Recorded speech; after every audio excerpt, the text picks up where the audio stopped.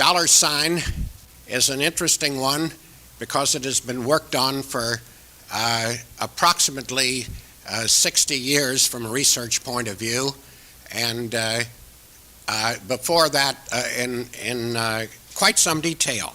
But I want to start out by a curious situation in the English language. As you know, English and most Western languages read from left to right. Asian languages, Hebrew, Arabic, and so on, read from right to left.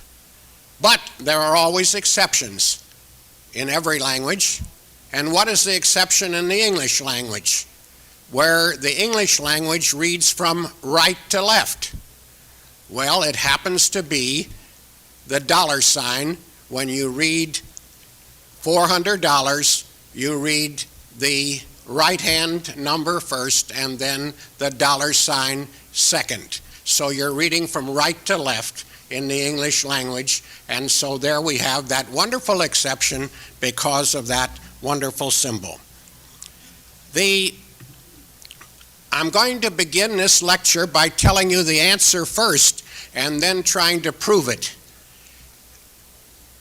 My feeling is that the dollar sign developed in the southern United States beginning in 1763 and 4. The reason it began is because of the changeover of the land from in southern United States from French colonial possession to English colonial possession and Spanish colonial possession. Now let's go over that momentarily. France owned the whole Mississippi Valley, New Orleans being the base at the southern end, and of course Canada at the northern end.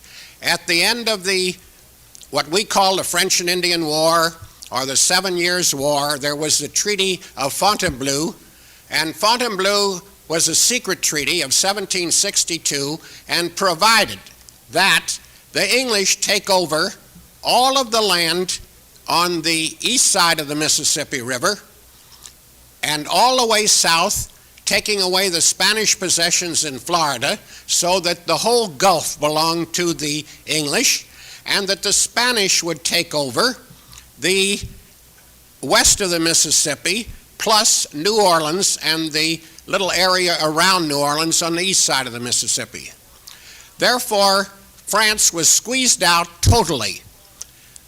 The English traders, and those were the English colonials who were in America, moved right in to the Spanish areas and to the new English areas to buy furs and do all of the things that are necessary to make a trading and merchant business thrive. And they had to take over a new monetary system for themselves in their own comfortable way. The piece of 8 reales, the standard Spanish-American coin, was called in English the Spanish dollar, or the dollar, was called in Spanish the peso, and was called in French the piastre. So we have the 3 names already in use: dollar, peso, piastre, for the same coin, which was the basic coin in all of the calculations in exchange that were based upon a specie stable value. Therefore, the English traders had to find a convenient way to write this symbol, and since they used dollars, they didn't use the PS that the Spanish had used for peso.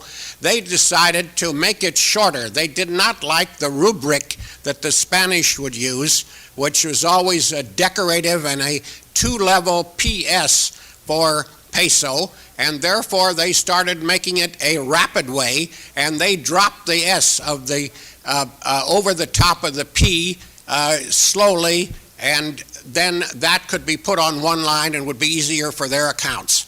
And it is that's what I'm going to try to prove, and You can chop me up any way you want to. It's the best I can do, and after a number of years of work, and the best I could absorb from the wonderful work of Professor Kajori, which began in the 1890s, and for the others that have tried to piece this mystery together. May I have this first slide, please?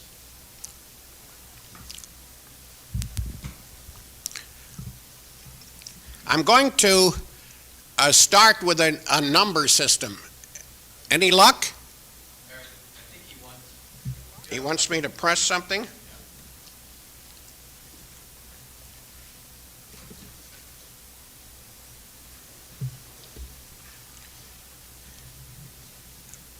I'm showing you the beginning of how money amounts were written in the early period.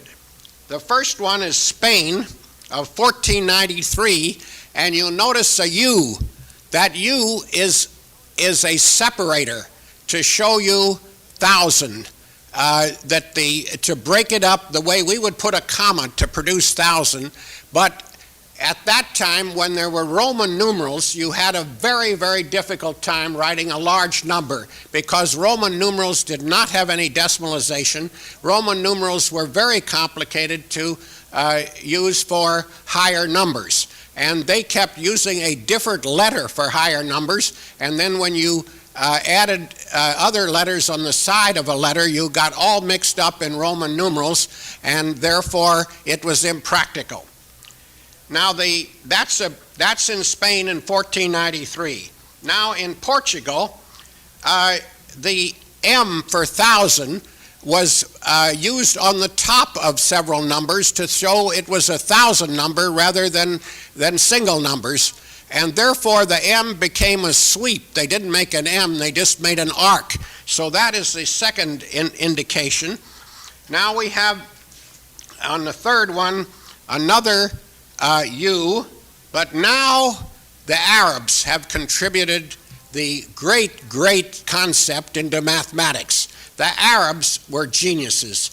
They thought of the zero, the use of the zero, and therefore the decimalization and the ability to compute and count using zeros, and that straightened out numbers, and we adopted that throughout virtually the entire world because it was so brilliant. It seems silly to us today, but when you think back that they only had small numbers to work with and that they could conceive writing the Arabic number and using a zero, and that zero was called sif in Arabic. Excuse my various languages because I don't speak them very well.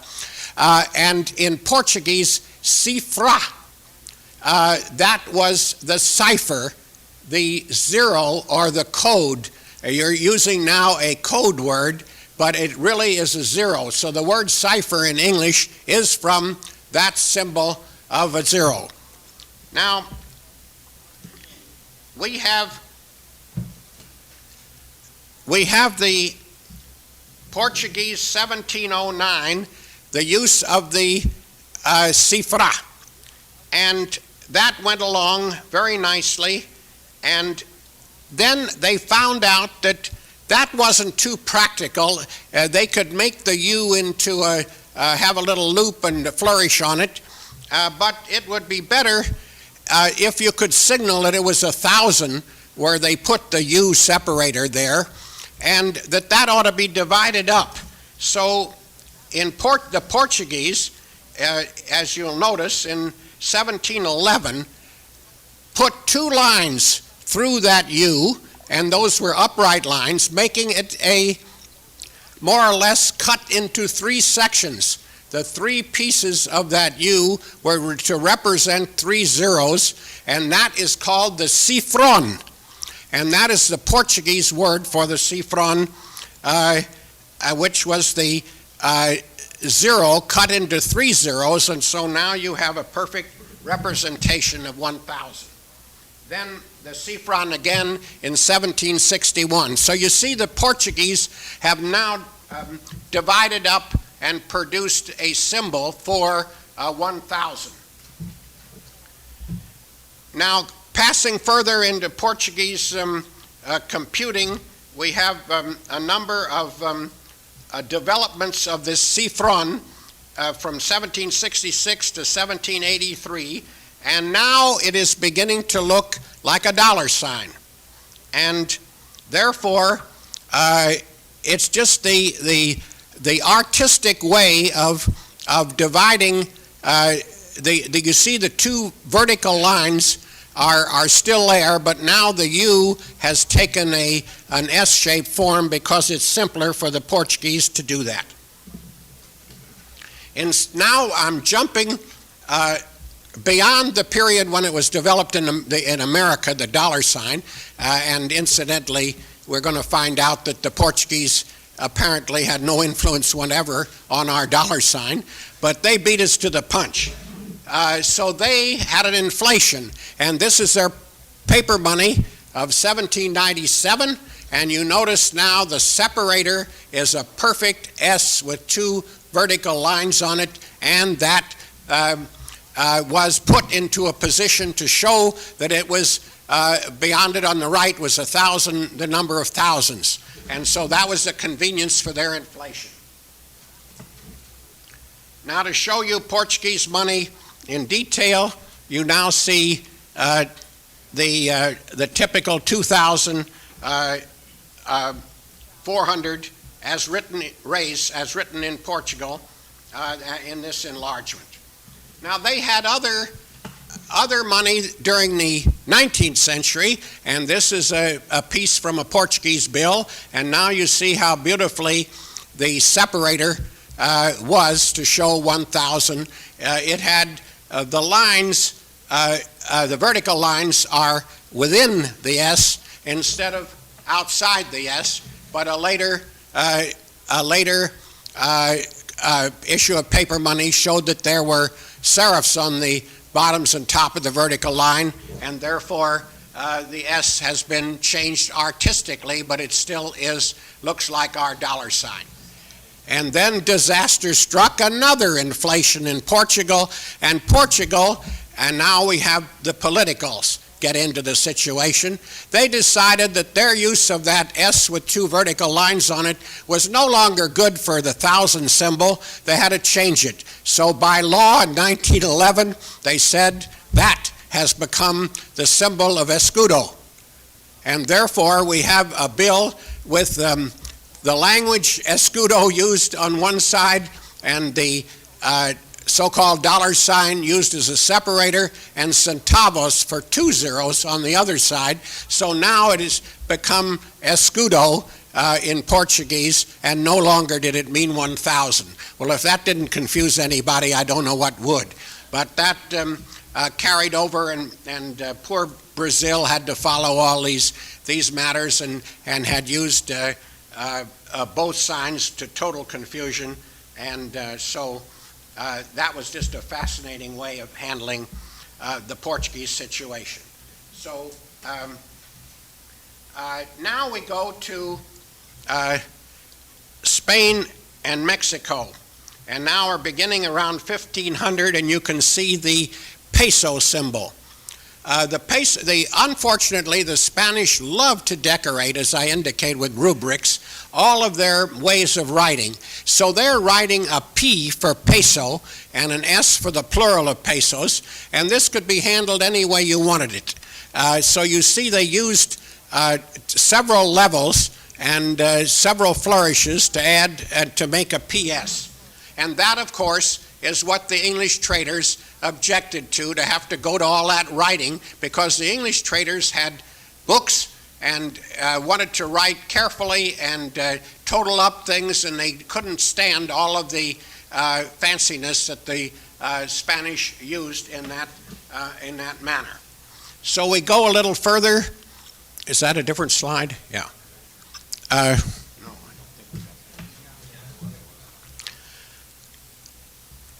Now we see what's happening now in America. This is from the record of Oliver Pollock, and now you see on the left a very, very fancy PS for pesos on an account book. Now, that is very complicated to make, and Pollock was in New Orleans. He was one of the unsung heroes of the American Revolution. He was sent as a secret agent of the United States to live in New Orleans under the Spanish regime, and when the Revolutionary War began and independence was thought out, he was to get Spain on our side and do everything possible to encourage the Spanish to help the American cause and oppose the Tory cause. So poor Pollock, he never got paid by the United States government and ended up broke because of the politics involved in getting reimbursed for being loyal. An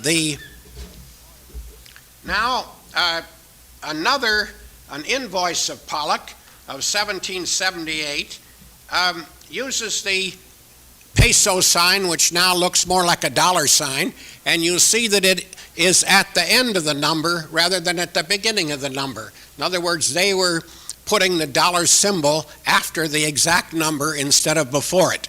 So you can see that in several places. In a very interesting letter that Pollock wrote in 1778 to Robert Morris and his financial committee in Philadelphia, Pollock says that the ship Rebecca, which was captured in the estuary of the Mississippi, belonged to those who captured it and were entitled to prize money.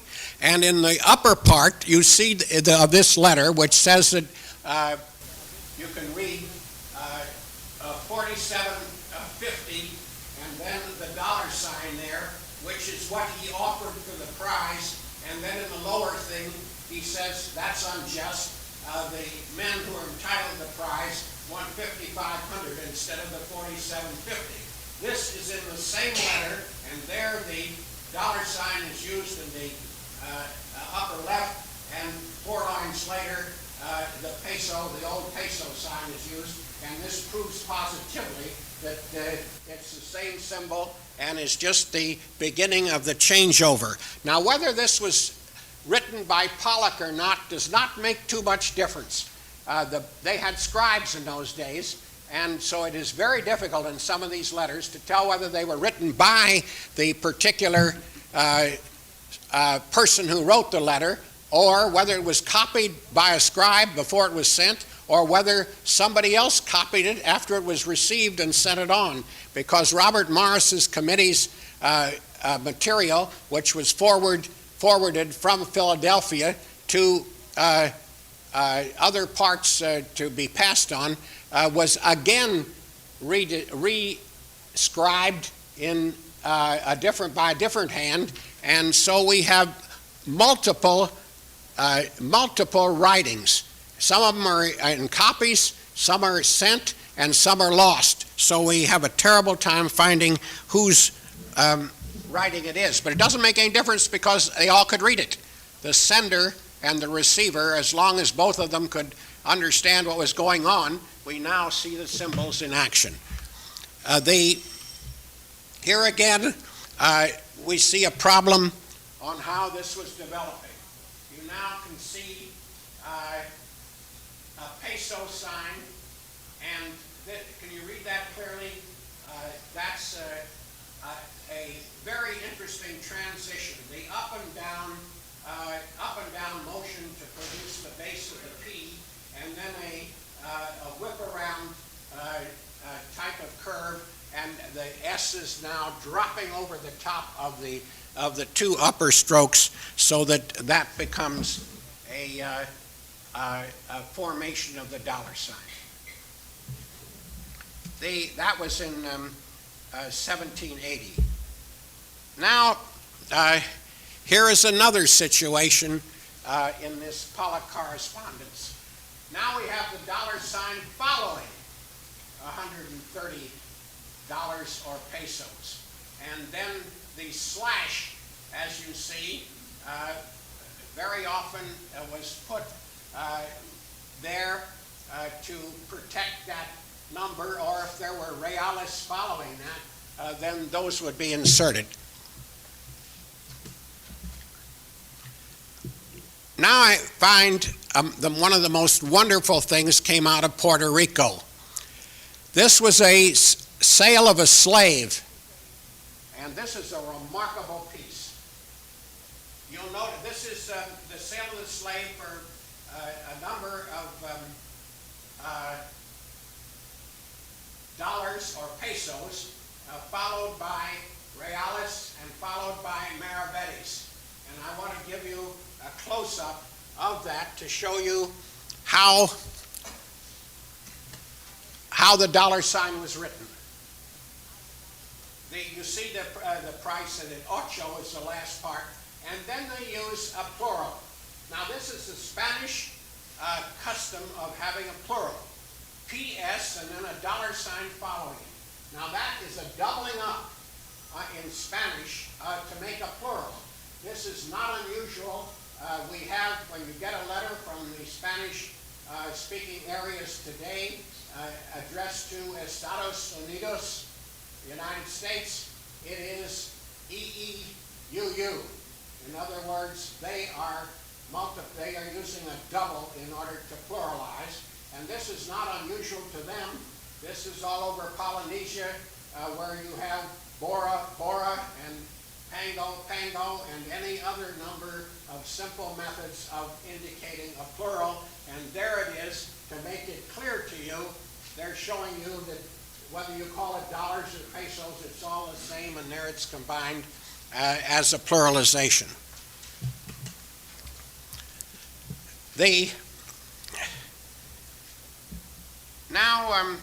Miro, who was a governor of at New Orleans under the Spanish, sent a letter in, and here again is the pluralization on the bottom line with a PS and a dollar sign following it.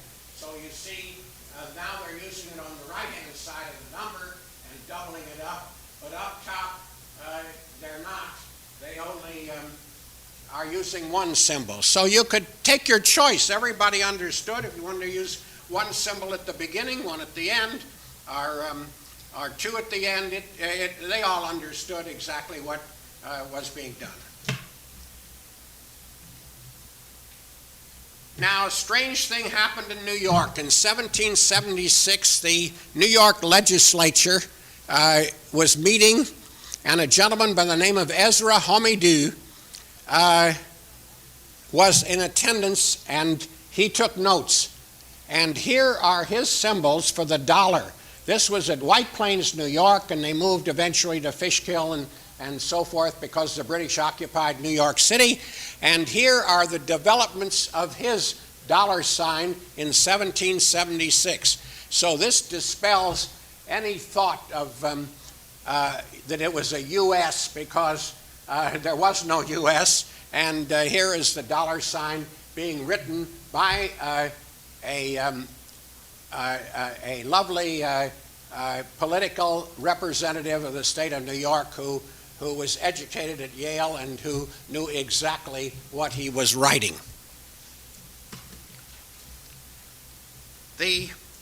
Now I go to our hero in this matter, John Fitzgerald.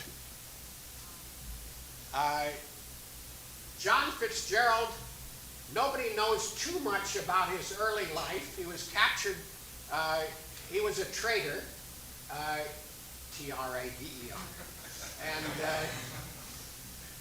he wandered around the French possessions and was captured and held by the Indians for about a year. He escaped. He got down to New Orleans, and he opened business a trading business in New Orleans. Now, under the Spanish, he was English and of Irish origin, and he decided that he could conduct a trading business out of New Orleans, even though it was subject to Spanish rules. These guys were master smugglers and master horse traders, deerskin traders. Anyhow, they really got along very, very well, but the Spanish were not interested in trading and getting pelts and doing that type of merchandising. They were interested more in the heavier gold, silver, and a lot of heavier trades. Now there are the beginnings. These are the first indication of an S over the top of the double line, and it's this is the dollar sign in development. Those begin in his letter book. He lived in New Orleans. He was run out of New Orleans in 1769 by the Spanish, and he had to find a place to go. He went to Mobile for a few months and then established himself at Manchac, Louisiana. Manchac no longer exists, 8 miles below Baton Rouge on the Mississippi River, and when the Mississippi River was high, which incidentally it has been a little bit in recent periods, there was an overflow through the Manchac Bayou, which ran eastward and entered into the Amit River. The Amit River flowed into Lake Mariqua and then that into Lake Pontchartrain, so that there was a water route just below Baton Rouge that would get you out to the Gulf without going down the Mississippi. This was absolutely wonderful for the smugglers because you didn't have to pass New Orleans and didn't have to pay all the duties and comply with all the Spanish regulations. They'd siphon off the furs that came down the Mississippi River, run them off through Manchac and down the rivers and lakes into the Gulf and out. And that was what Mr. Fitzgerald did. And poor Fitzgerald, he tried his best. He died broke, and they sold off the items in his estate, but one of the items they couldn't sell was a box full of records and papers. And we are fortunate right here in New York City, the New York Public Library has his letter book, which runs from 1768 to 1790, with copies in his handwriting mostly of all of the letters that he wrote from 1768 until his death. So this is just a remarkable leftover of the beginning of the dollar sign and pushes it to 1768. Now a few more. Fitzgerald, now you see Fitzgerald has a dollar sign in front of a number and a PS behind it. And this is written from Manchac, which is just a little high hill on the Mississippi River next to this bayou, which I showed you. I just want to be sure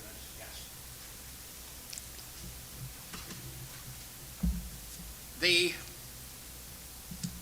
Now in the same letter, here's another Fitzgerald letter, and you'll see this is 1772, and now you have a dollar sign in one position and DS in another. As you realize, D or DS gets back to the same type of confusion, giving you an idea as to why a dollar sign was so important to write. The D could be confused with the English pence, because they used a capital D and a script D to represent pence every now and then, and you wanted to have something distinguished, so D for dollars was not a practical thing to do. President Jefferson was very stubborn, and for his entire life he used a capital D for dollars, but at least he drew a horizontal line through it to show that it wasn't a D for pence, it was a D for dollars in the way he liked it. Now we go to a very interesting Fitzgerald item of 1776, and here we have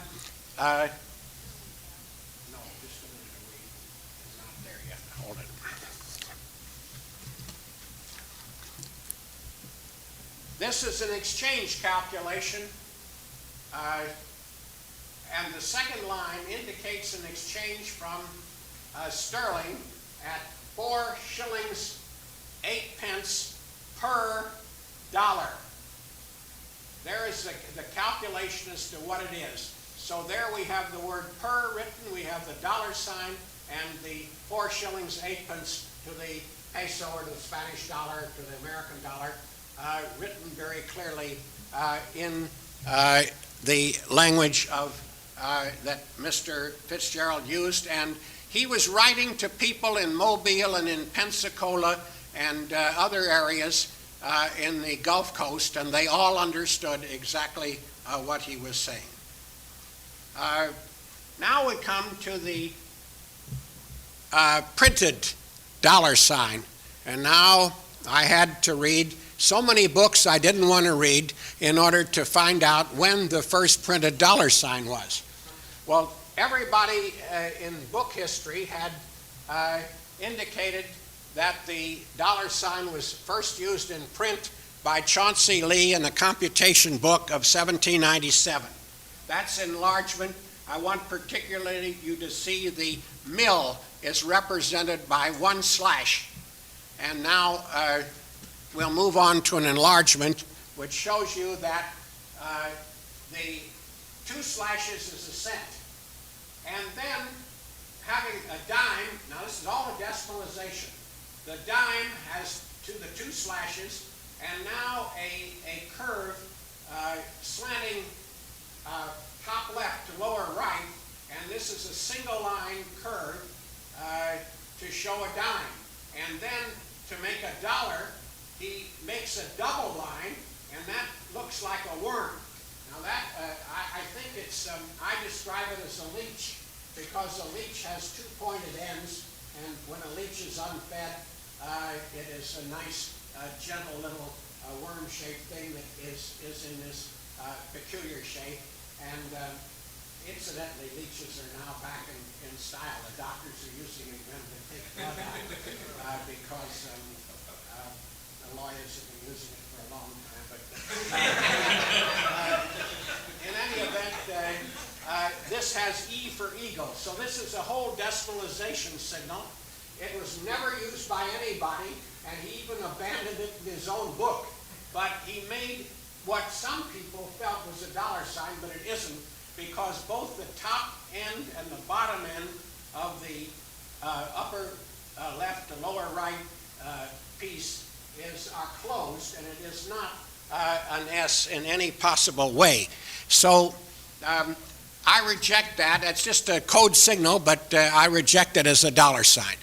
So I had to find the first real dollar sign, and I found a book, a little pamphlet, dated without a date.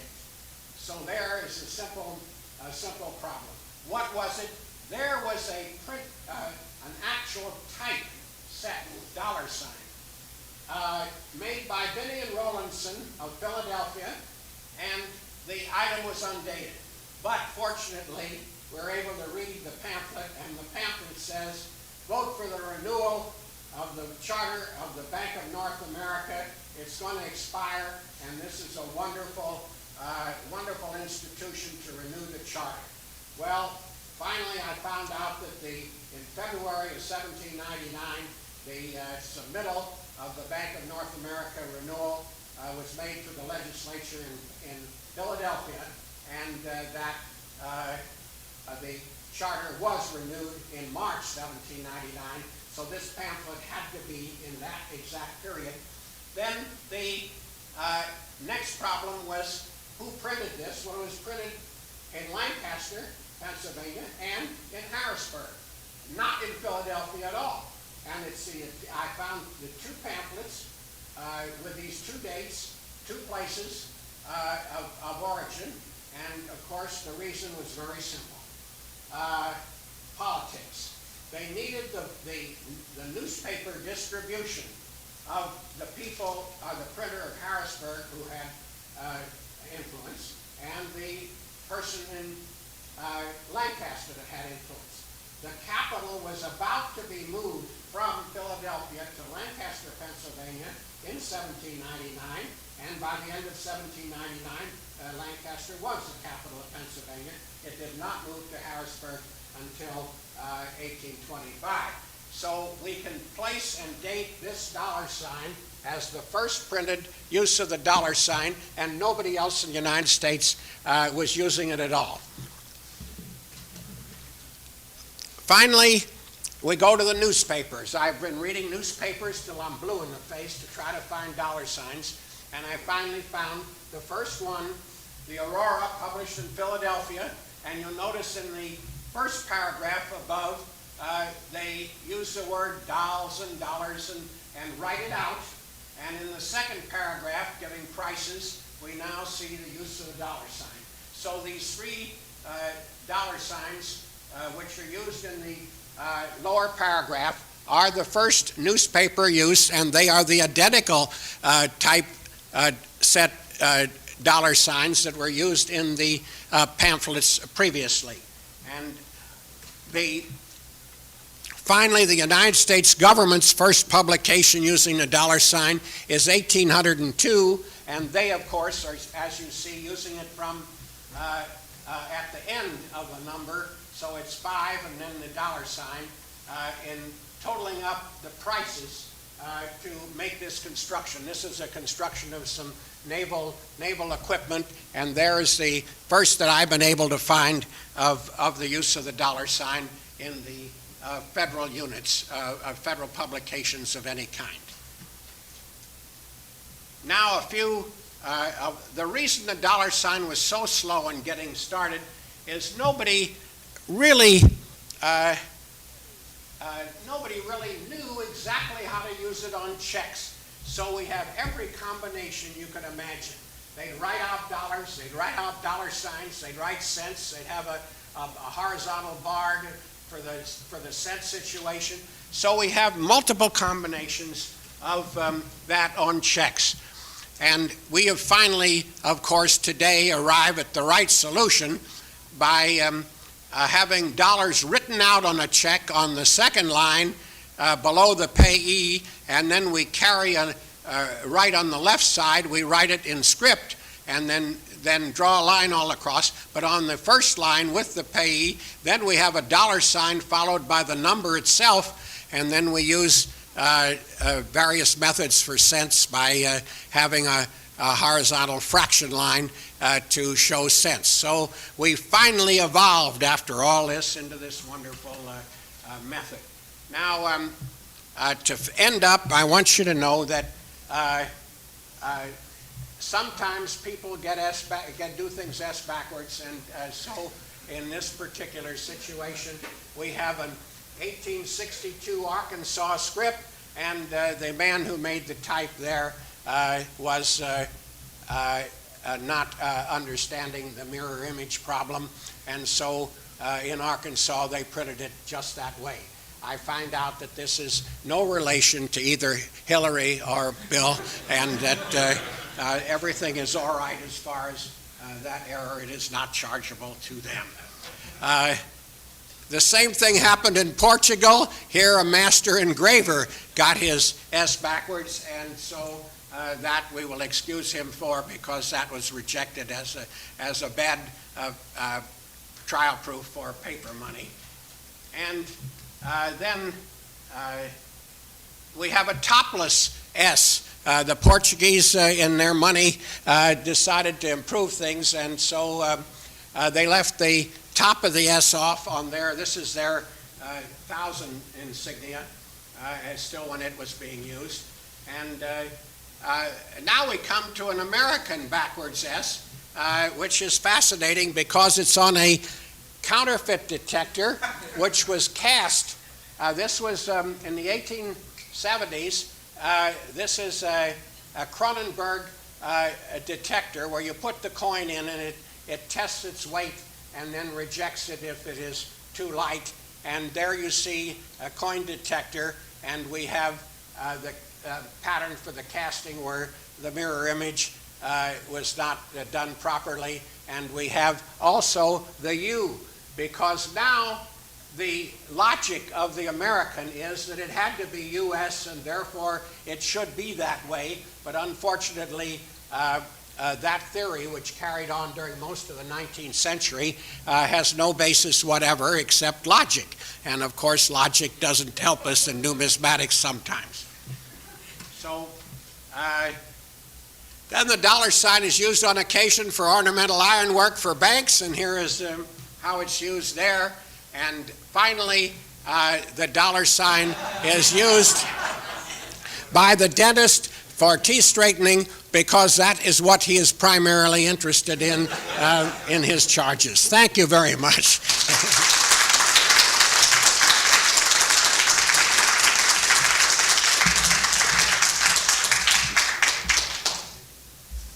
If there are any questions, I'll try very hard to answer them if I have any idea what the answer is.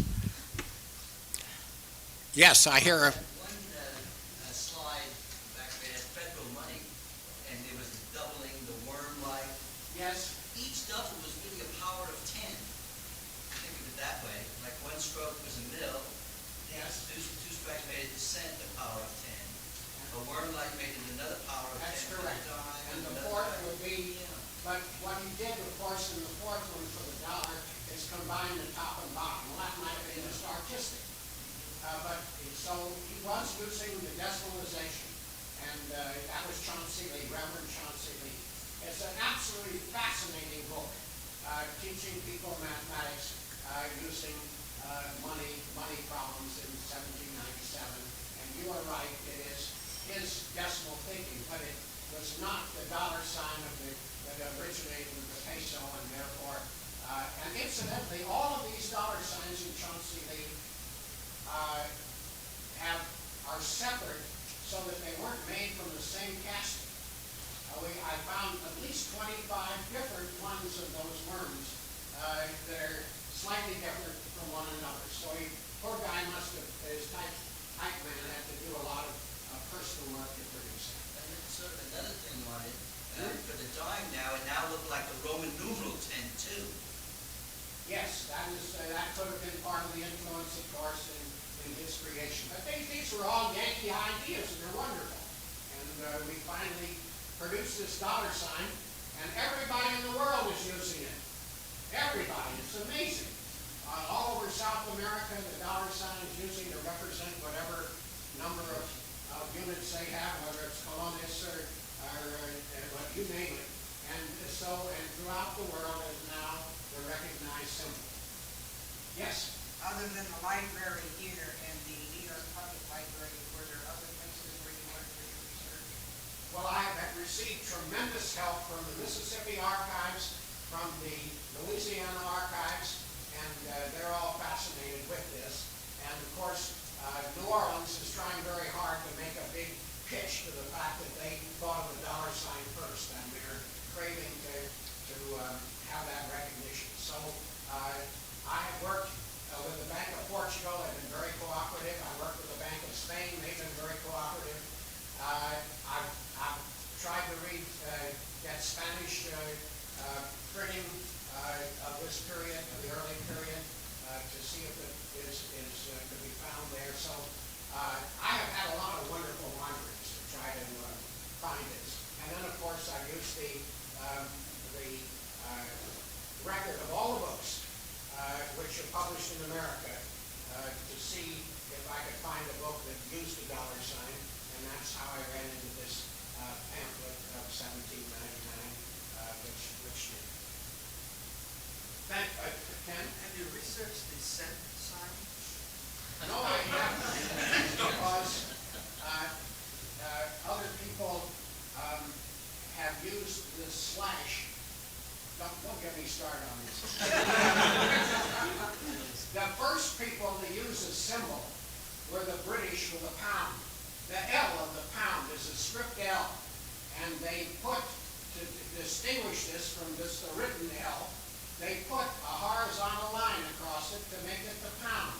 Or then they started with two horizontal lines. So you have your choice of one or two horizontal lines. So the British paper money of early America starts out with two horizontal lines across the L, and then later in 1750 on, the one horizontal line across the L. So we